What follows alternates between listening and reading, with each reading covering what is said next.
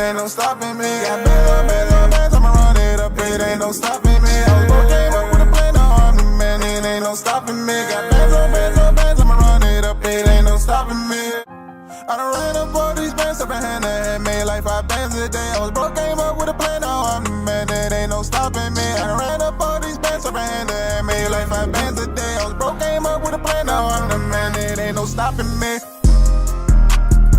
It ain't no stopping me. Got bands, I'ma run it up, it ain't no stopping me. I was broke, came up with a plan, now I'm the man, it ain't no stopping me. Got bands. Hey. What's going on, guys? All right. I appreciate y'all joining me. As always. As you come in the room, be sure to hit the thumbs up button to boost us in the algorithm, help our message get out to a wider audience. Tonight, we're talking about the Department of Government Inefficiency. Listen, there's a lot of pushback going, and Elon Musk is taking a lot of bullets right now, because he's target number 1 on the Trump administration. Donald Trump, outside of his executive orders, has been relatively quiet. We don't see him making any boisterous or obnoxious tweets. We don't see him giving any obnoxious interviews and things of that nature, as he is known to do from time to time. Instead, we see Elon Musk going out being brazenly disrespectful to the American people, doing Nazi salutes on stage, overseeing the DOGE, Department of Government Inefficiency, and the way that they're executing the Department of Government Inefficiency is very inefficient. Tens of thousands of people are losing their jobs. Families are being affected. There are downstream effects of the way the Department of Government Efficiency is structuring their cuts. So tonight, just reporting the news, I'm going to show you what some people are saying, and I'm going to show you that there is mounting resistance, not so much against the Trump administration, but more so against Elon Musk and the Department of Government Efficiency outright. And one of the main critiques that a lot of people have of the Trump administration to this point is the Department of Government Efficiency. In a lot of ways, that's the first thing that people can turn to when they say, well, what has Donald Trump done that upsets you, that you don't like? A lot of people, the first thing they say is, well, the Department of Government Efficiency is cutting tens of thousands of jobs. People are losing their livelihoods. Government workers are being retired early. Right? They say U.S. aid, which is benefiting multiple countries, other countries, is being slashed. And as an American, I'm not affected by that, but a lot of other people are. A lot of people are being affected by these policies. And although they may have at one point in theory supported Donald Trump and the MAGA movement, when the policies actually start to affect you, because you see your auntie, your uncle, your cousin get deported, when the policies start to affect you because you see your mom, your auntie, your grandma get fired from her government job, right? All of a sudden, that Make America Great campaign, it doesn't have the same ring to it like it used to, huh? So tonight we're going to get into it. Tonight we're going to break it down. As always, I come with a couple clips to review in an article. But first, before we get into that, one thing I wanted to point out is this. When Joe Biden was president, a lot of people criticized him for the way that he withdrew from Afghanistan, right? They supported what he was doing, or the idea of finally getting out of this 20-year-old war. We've been in this war for 20 years. There are people fighting in the war who weren't even born at the time that the war had started, when referring to the Afghanistan war. So a lot of people who were in theory against the war started to sing a different tune when they saw clips like this.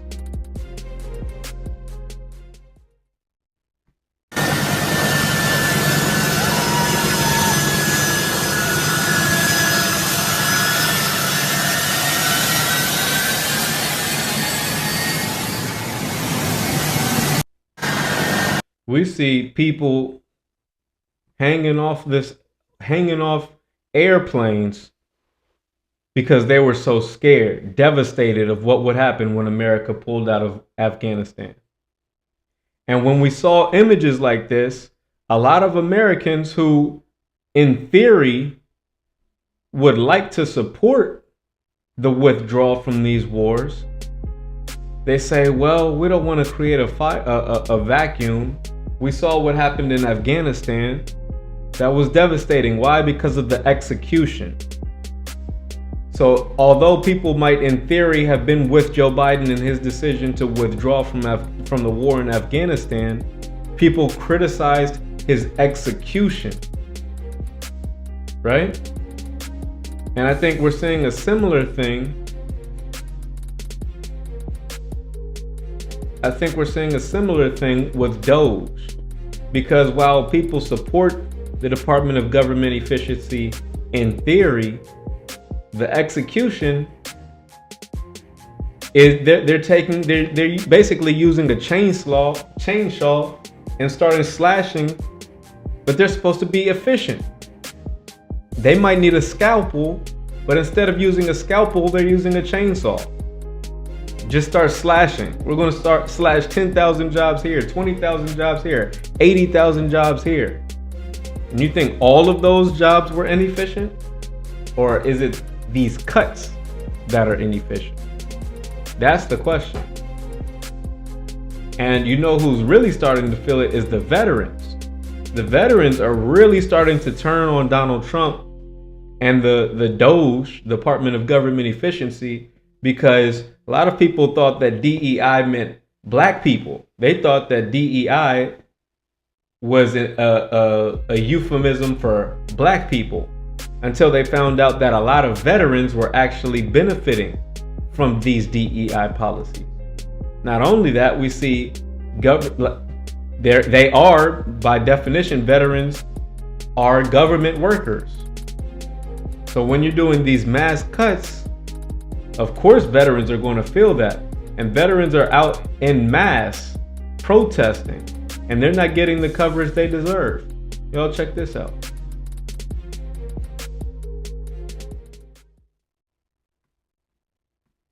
You want to talk about a media blackout? How about the fact that not one national news station has covered the Veterans March that happened in Washington, D.C. and around the country? Thousands of veterans gathering to protest this administration, and it wasn't covered. See, here in D.C., we hear about these things, but they're not getting the media coverage that they deserve. They're not getting the veterans aren't getting the media coverage they deserve. And the veterans are really being hit hard by a lot of these broad cut policies. Look, you can see this was a protest out in Maryland, out in Ann Arbor, Maryland. Y'all check this out.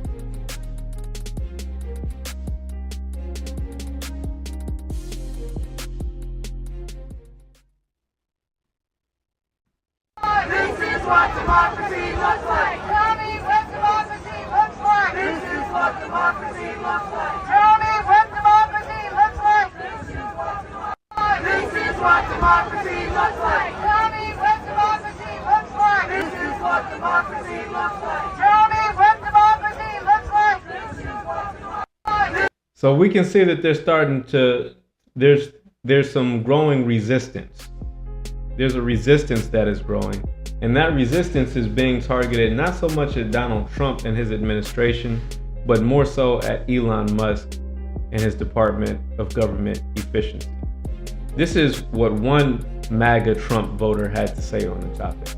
Let's see what this woman had to say.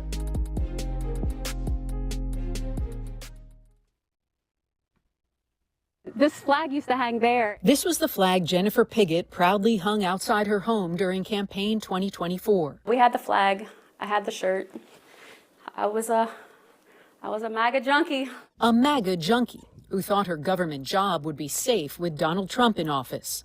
She was wrong. I cried. It's scary, you know, it's a really scary thing. And I was embarrassed. He's a good boy. Pigott was abruptly fired last month from the Treasury Department's Bureau of Fiscal Service, based here in Parkersburg, West Virginia. The reason given for the firings of 125 probationary employees at the Bureau? Poor performance. I had my last review on the 31st of January, and I had the highest rating that you can get on a review, less than 21 days before I was terminated for my performance. You voted for Donald Trump. I did. Do you regret that vote? Yes, I do. To cut the knees out of the working class Americans just doesn't make sense to me. I expected more from President Donald Trump. Since speaking out, Pigott says she's received death threats and her home has been egged. If you could say anything to President Trump now, what would you say? I expected better from you. I really did. I expected that you would do what was right and cut waste and fraud and all of those things that you promised us before we elected you in office, but you're not doing that. You're creating a disaster, and I don't know what America's going to look like if this continues. All right, so y'all tell me what you think. Y'all tell me what you think. Did she get what she deserved? She voted for Trump, right? She voted for Trump. She said, hey, I expected you to cut waste and cut fraud. This is what I voted for. But I didn't think you were going to cut my job, right? Her argument essentially is, well, I expected you to be more careful. I expected you to be more efficient with your cuts. She said, I got a good marks on my review. So why am I getting fired? Why am I getting punished? The reason is because whole swaths of the government is just getting slashed in a very inefficient manner. I was looking at some of the comments that people replied on that video. I thought this one was quite funny though. Y'all check this out. They said, so it's 4 images here. The first one says, and that's why you should vote for the leopards eating your face party. And he's like, but not my face, right? Then you see the leopard, not my face, right? that one made me laugh. That one made me laugh because it's like it's no fun when the rabbit got the gun, huh? Ain't no fun when the rabbit got the gun. You expected him to make these cuts, you expected him to make these changes, but you didn't expect yourself to be affected, right? You expected the Department of Government Efficiency to be a little bit more efficient, to be a little bit more controlled. Well, you thought wrong. Right? Right? But check it out. They recently had some elections out there in Michigan, I believe. And in Michigan, Elon Musk was going around giving away millions of dollars trying to support a judge who was running for re-election in Michigan. They ended up losing. And after that judge lost, there seems to be a pushback on Elon Musk.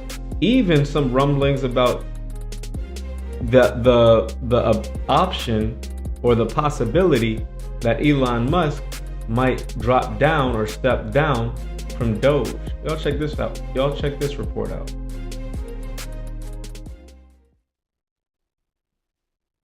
Data analyst Harry Enton is here. Let's start with a little bit of Wisconsin, right? I'm going to move Bush. Wisconsin. This was a race. Elon Musk spent big in this race to sway the Supreme Court race there. And he also went to Wisconsin, which may honestly have backfired. Yeah, I think it may have backfired. Look, I think if there's one thing we should be taking away from the results in Wisconsin and the polling that we have from Wisconsin and national, if you are a Republican candidate running in a swing state, you don't want Elon Musk anywhere near you. Yes, maybe you like the money, but you do not want his presence in your state. Why is that? Elon Musk, simply put, is an unpopular guy. He is political poison. Look in Wisconsin, his net favorable rating, minus 12 points, 12 points underwater.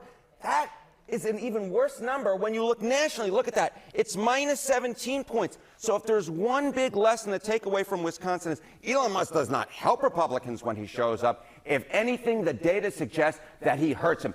Republicans, stay clear of Elon Musk if you want to win in a swing state, at least in terms of his physical appearance in your state. All right, what did we see in terms of swings in Florida? What do we see in the terms of swings in Florida? You know, we were talking about Florida 6, and you can see it here. The election margins in the U.S. House District, you know, Donald Trump won the 6 by 30 points. Last night, what did we see? We saw the Republican Randy Fine win by 14. That's a swing of 16 points. But that's not anywhere near the swing we saw in Florida 1. Look at that. Donald Trump won it by 37 points. The Republican won last night, but only by 15. That's a 22-point swing. We're talking about an average 19-point swing from the baseline back in 2024 in just a matter of 4 or 5 months. These are massive shifts. These are massive shifts to the left.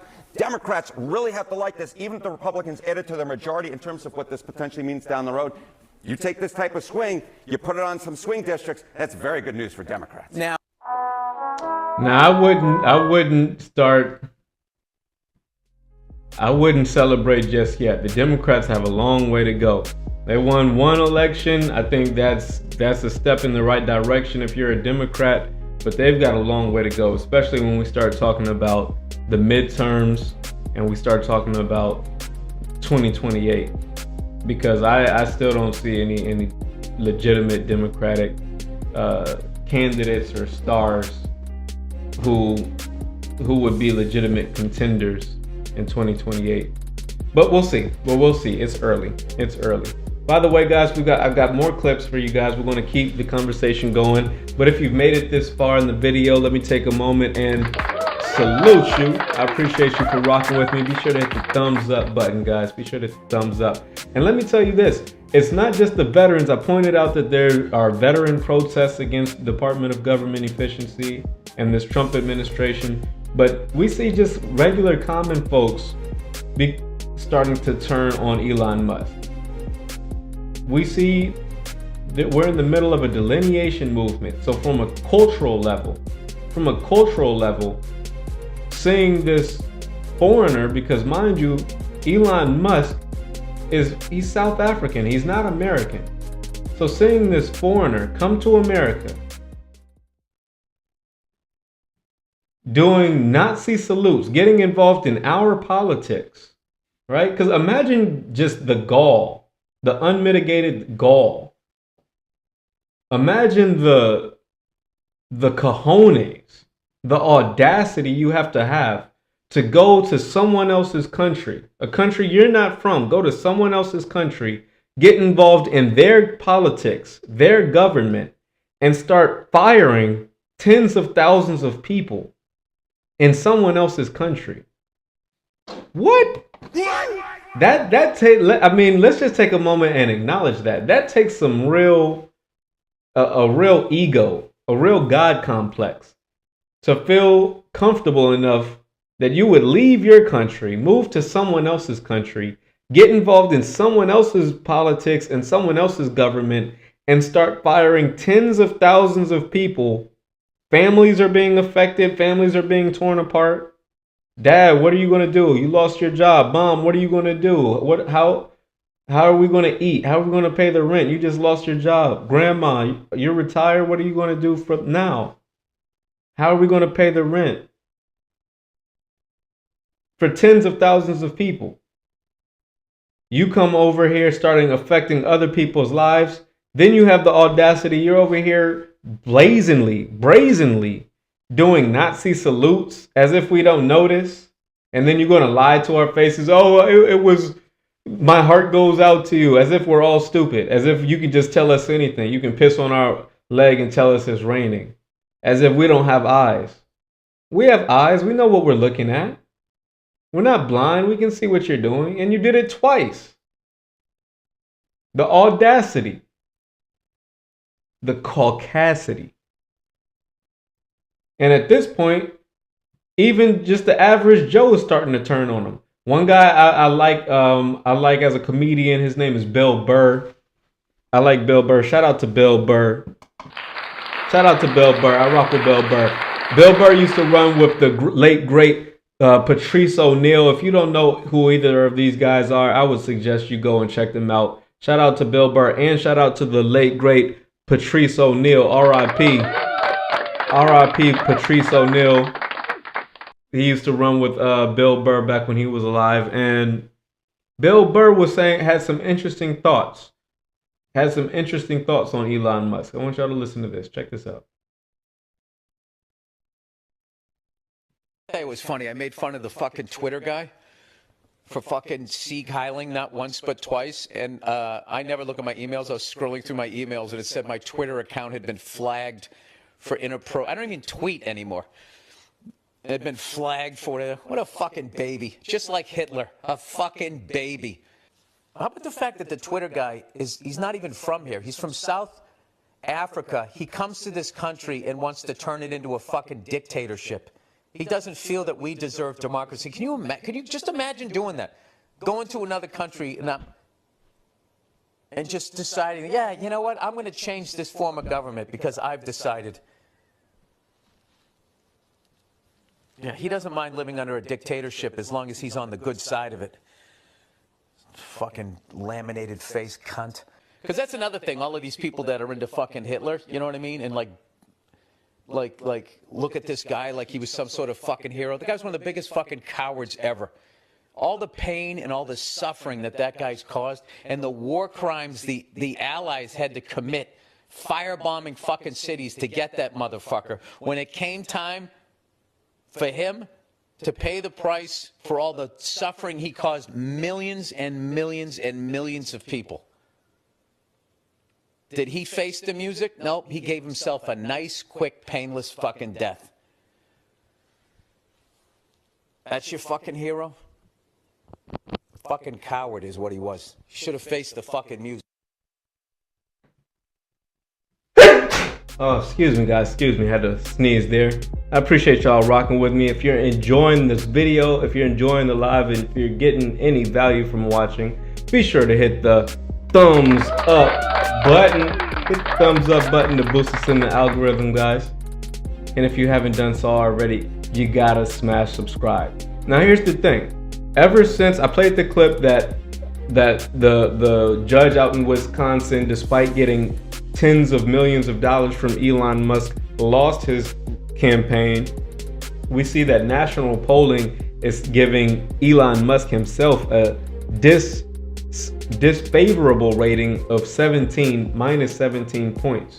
So the country on a national level is starting to reject Elon Musk. Not only that, his stock, the Tesla stock, is plummeting in response to a lot of his dealings with DOGE. People are happy about it. People are happy about Elon Musk losing a lot of money because he's sacrificing a lot to maintain this position in the government, because a lot of his stockholders are like, we don't like to see this. People could boycott Tesla. People are not happy with the brand, the Tesla brand, because of a lot of Elon Musk's antics recently. So this is what Elon Musk had to say about Tim Walz, who was celebrating the Tesla stock crashing. Did y'all see this?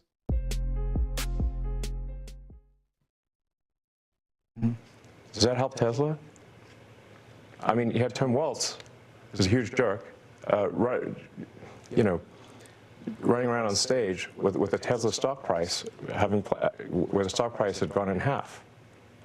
And he was overjoyed. What an evil thing to do. What a creep. What a jerk. Like, who derives joy from that? And does that help Tesla? So here you have Tim Walz. So here we've got Elon Musk crying because Tim Walz is celebrating the crashing of Tesla stock. Meanwhile, Elon Musk, you're firing tens of thousands of people.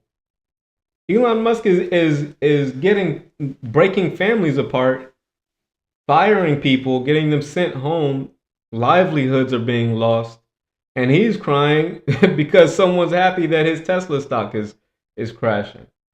It's like, what's good for the goose is good for the gander. You have no problem firing people. You have no problem laying off tens of thousands of people in blatant sweeps of the government. We see veterans rejecting the Department of Government Inefficiency because of their policies and the way that the veterans are being affected. But when the Tesla stock crashes, you expect Tim Walz and others to have some empathy. It doesn't work that way. If you feel comfortable costing other people their livelihoods and destroying their families, you have to be prepared for people to celebrate your downfall as you cause others to fall.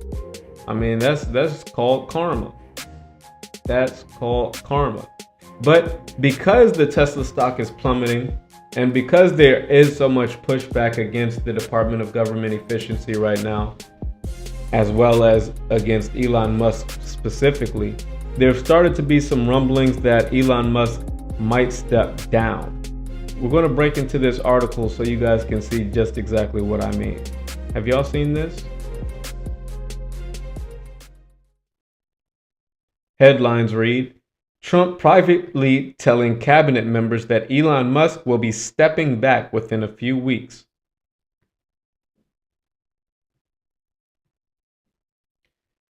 Amid concerns that Elon Musk might be politically toxic for Republicans, following a series of underwhelming election results for the GOP on Tuesday, President Donald Trump is reportedly telling cabinet members and close allies that the Tesla chief will soon be stepping back from his highly visible role at the White House. So I don't think Donald Trump minds the job that Elon Musk is doing. I think it's more so about optics. Right now, Elon Musk is the most visible figure within the Trump administration. And there, as a figurehead, he's an easy target because he's not even American. He's laying people off, getting involved in U.S. government, and he's not even American. I mean, he might have American citizenship now, but from a cultural level, he's not accepted as American. Let's continue with the article. It says, according to Politico, Trump is privately telling members of his inner circle that Musk, who officially serves as a senior advisor to the president, while unofficially overseeing the so-called Department of Government Efficiency, I call it Department of Government Inefficiency, will return to his businesses and take on a lower profile role. Yeah, get back to focusing on SpaceX. 3 unnamed sources described by Politico as Trump's insiders told the outlet that Musk's White House exit is likely to coincide with the 130-day limit he's allowed to work as a special government employee. So basically just wait for his tenure to end in 130 days. A status which exempts him from certain ethics requirements. That limit could be reached in May, or stretched a bit if weekends were not counted. Trump publicly seemed to lay groundwork for Musk to step aside during an Oval Office pool spray on Monday. Quoting Donald Trump, they say, I think he's amazing, but I also think he's got a big company to run. Basically give him some cover. Hey, he's a very busy man. He's doing a great job. He's very busy. We're going to get him out of here. At some point, he's going to be back if he wants to. The 130-day limit was also discussed during a Fox News interview on March 27th with the anchor Bret Baier. Asked Musk if he planned to continue his work with DOGE past the 130 days. So they're already starting to ask him about it. Hey, you're only given the 130 days. After that, you've got some ethics requirements. We're going to have to give you a more permanent position. Maybe you should just step down. Hint, hint, clue, clue. I think we'll have accomplished most of the work required to reduce the deficit by $1 trillion within that time frame, Musk said. Imagine that, cutting $1 trillion. How many people do you have to fire to save $1 trillion in a year? Still, some inside the White House believe the notion that Musk will step away entirely is folly. That's foolishness. Politico's Rachel Blade writes, all right, so that is what's being said about Elon Musk. That is what's being said. Word on the street is he might be stepping down. We're moving into April. Today is April 2nd. So mind you, Donald Trump's tariffs are scheduled to take place or to kick in today. So we'll see what the effects are of Trump's tariffs. We'll see if those are successful or what influence or impact Trump's tariffs will have on the market. And I might have to have another live following up, giving you guys an update once some time has passed and we're able to see the fruits of that tree. Hey guys, that's all I have for tonight. I hope y'all enjoyed watching. If you got any value from watching, be sure to hit the thumbs up button. And if you haven't done so already, be sure to smash the subscribe button for more content just like this. All right. I appreciate y'all for rocking with me. Y'all really do keep me motivated. So salute to all the long-time listeners. Salute to y'all. All right. And I'll see you on the next one. Peace. Made like 5 bands a day. I was broke, came up with a plan. Now I'm the man, that ain't no stopping me. I ran up all these bands up and made like 5 bands a day. I was broke, came up with a plan. Now I'm the man, that ain't no stopping me.